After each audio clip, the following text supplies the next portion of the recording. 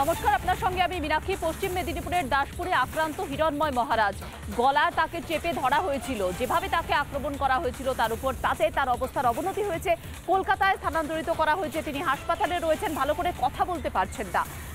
Senior editor স্বর্ণালী সরকার পৌঁছেছিলেন সেখানে, হাসপাতালে কথা বলেছেন তার সঙ্গে। তাদের দুজনের কথোপকথনে কি বেরিয়ে এলো, যে অভিজ্ঞতার কথা বললেন তা শুনলে চমকে উঠবেন আপনি। দেখুন। এখন একটু ভালো লাগছে, তবে কাল পর্যন্ত নিঃশ্বাস প্রশ্বাসে একটু অসুবিধা হচ্ছিল, তো অক্সিজেন দেওয়া ছিল, আজকে অক্সিজেন খুলে গেছে। কি হয়েছিল মহারাজ? আসলে ওই পাট সেরে যখন আমি বাইরে একটু হাঁটাচলা করছিলাম, পাট শেষ হয়ে গেছে 11:30 হয়েছে, মানে 3-4 ঘন্টা পাট হয়। পাঠের পরে একটু না হাঁটলে একটু কোমরটা ব্যথা হওয়ার পরে 3-4 ঘন্টা বসে থাকতে হয়।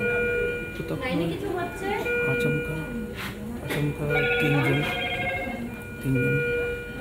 এলো, এসে গলায় একটা দড়ির মতন দিয়ে দু সাইডে এমন করছিল, আমিও ধরছিলাম।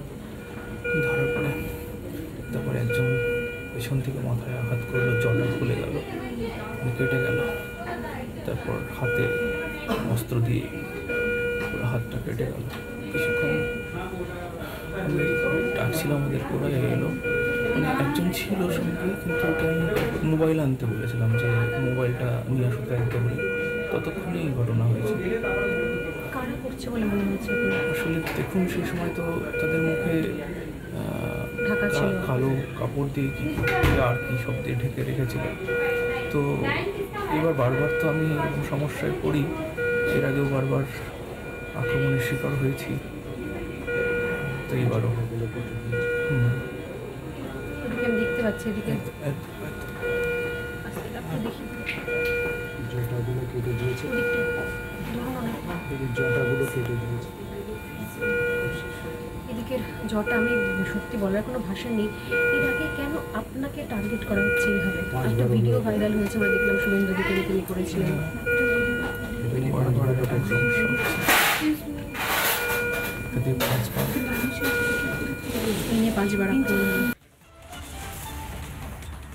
দূর দূরান্ত থেকে হিরণময় মহারাজকে দেখতে এসেছেন তার শিষ্যরা। স্বর্ণালী সরকারকে জানালেন যে তারা তাদের গুরুদেবকে এমন অবস্থায় দেখতে পাচ্ছেন না, তাদের বুক ফেটে যাচ্ছে। কি বললেন শুনুন। এটা সত্যি সত্যি কোন বাংলায় রয়েছি আমরা। এর আগে কম করে দুবার তাকে রেফার করা হয়েছে মেদিনীপুরেই, তারপর তমলুক থেকে তাকে তার শারীরিক অবস্থার অবনতি হওয়ার জন্য, নিঃশ্বাসের সমস্যা হওয়ার জন্য তাকে নিয়ে আসা হয় কলকাতার একটি বেসরকারি হাসপাতালে, তিনি চিকিৎসাধীন। এই মুহূর্তে আমার সঙ্গে অনেক মানুষজন যারা প্রত্যেকে হিরণময় মহারাজের শিষ্য, দূর দূরান্ত থেকে এসেছেন, সারা রাত ধরে তারা অপেক্ষা করছেন শুধুমাত্র কেমন আছেন মহারাজ, তার শারীরিক অবস্থার আপডেট জানার জন্য তারা অধীর আগ্রহে দূর দূর থেকে এসে বসে আছেন। আমি প্রথমেই যোগীলাল বাবু এখানে রয়েছেন, তার সঙ্গে কথা বলবো। কি মনে হচ্ছে, আপনারা কি সবাই এই ঘটনার পর একটুখানি ভয় পেয়ে গেছেন, দমে গেছেন? ভয় পাবার কোনো প্রশ্নই নেই, তার কারণ সনাতন ধর্ম আমাদের শাশ্বত সনাতন ধর্ম। মহারাজ প্রত্যেকটা জায়গায় প্রবচনে ভগবান শ্রীরাম আমাদের আস্থা, ভগবান শ্রীকৃষ্ণ আমাদের ভগবান, এবং মহাপ্রভু আমাদের ভগবান। আমরা ভগবানের নামধাম করতে পারবো না, এ কোন পশ্চিমবঙ্গ? আমরা প্রতিনিয়ত এটা নিয়ে আমরা প্রতিবাদ করব, তার কারণ সনাতন ধর্মের আমাদের মা বোনেদের ওপরে, সনাতন ধর্মের মানুষের ওপরে কেউ আঘাত করবে, আমরা ধর্মগুরু হয়ে আমরা বসে রাখতে পারি না হাত গুটিয়ে। আমাদের যন্ত্রণায় বুক ফেটে যাচ্ছে, কিছু ভাষা মুখ দিয়ে বেরোচ্ছে না। আমি এসছি সোনামাত্রে কৃষ্ণগর থেকে, কালকে সকালেই ছুটে এসছি, ঘাটালে গেছি, ওখান থেকে দাসপুর থেকে তমলুক থেকে এখন এই থেকে আসছেন আপনি? আমি কৃষ্ণনগর থেকে এসেছি। খুব কষ্ট হচ্ছে আমাদের, কারণ উনি আমাদের গুরুদেব, আমাদের মানে বলে বোঝাতে পারবো না যে কতটুকু আমাদের যন্ত্রণা হচ্ছে।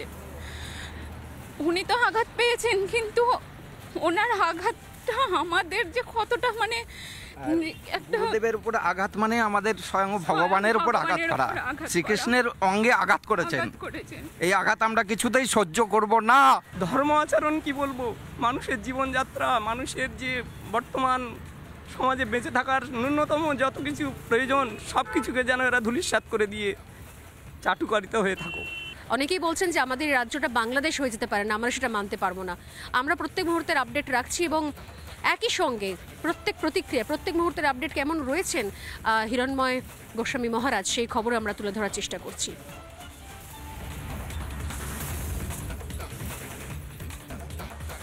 হিরণময় মহারাজের উপর আক্রমণ কেন তাকে বারবার টার্গেট করা হচ্ছে?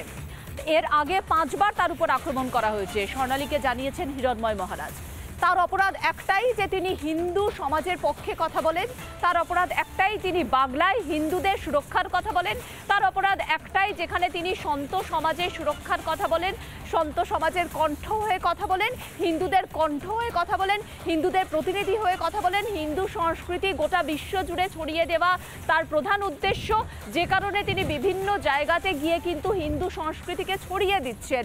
তিনি যখনই কোনো আক্রমণ হচ্ছে সন্ত সমাজের উপর সরব হচ্ছেন, বাংলাদেশে চিন্ময় প্রভুর উপর আক্রমণের সরব হয়েছেন, হিন্দু সমাজের সুরক্ষার জন্য প্রতিনিয়ত লড়াই করে যাচ্ছেন হিরণময় মহারাজ।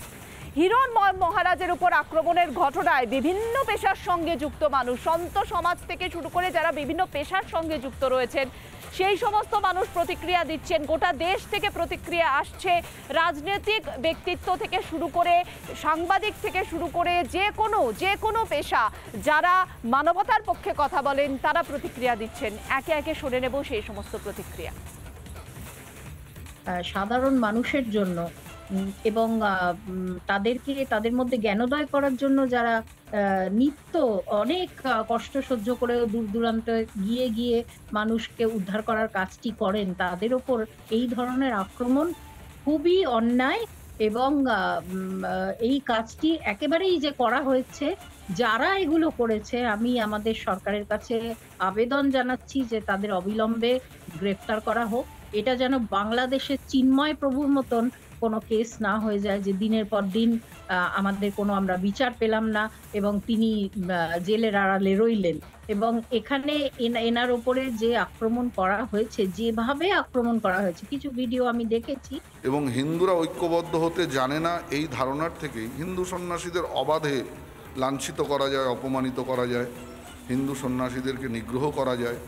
এটা বাংলা বলেই সম্ভব হচ্ছে। জেহাদি শক্তি এবং এই জেহাদি মদতকারী রাজনৈতিক শক্তি উদ্দেশ্য প্রণোদিতভাবে ওনার উপর আক্রমণ করছে। আমরা এই যে বর্বরোচিত আক্রমণে হিরণময় কৃষ্ণ গোস্বামীর ওপর এর বিরুদ্ধে তীব্র নিন্দা এবং প্রতিবাদ জানাচ্ছি।